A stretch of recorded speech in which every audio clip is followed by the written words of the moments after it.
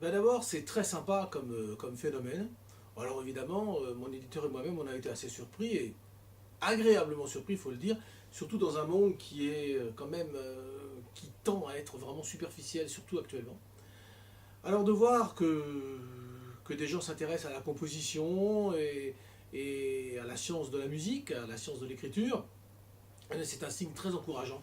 Parce que moi, j'ai créé ce livre avec l'espoir de provoquer justement cet engouement pour la musique, et bon, puisque ça marche, je suis très content.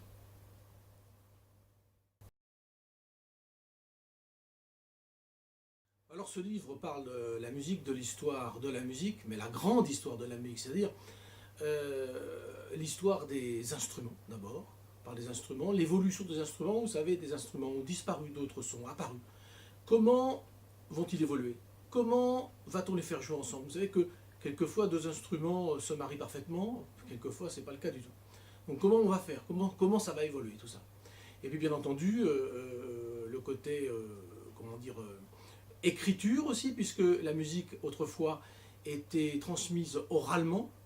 Et bien entendu, quand un grand-père qui possédait cette science disparaissait sans l'avoir transmise, la tradition s'arrêtait.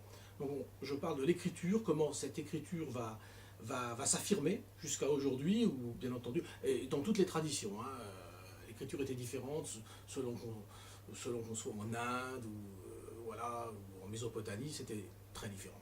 Donc je vais aussi parler des modes, des gammes, de l'harmonie, comment on mixte tout ça pour arriver à faire de la musique.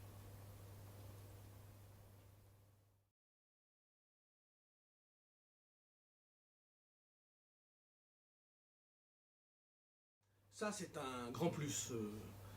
Alors, je prends mon livre, voilà, je le présente d'ailleurs, voilà, c'est La science de la composition. Et alors, j'ai mis un petit post-it comme ça, pour vous donner un exemple. Et ici, par exemple, vous avez une suite d'accords, vous voyez, quatre accords. Alors, je prends mon téléphone portable, comme tout le monde, et je vais sur un site internet qui va me donner, voilà, j'ai prévu la chose, premier accord,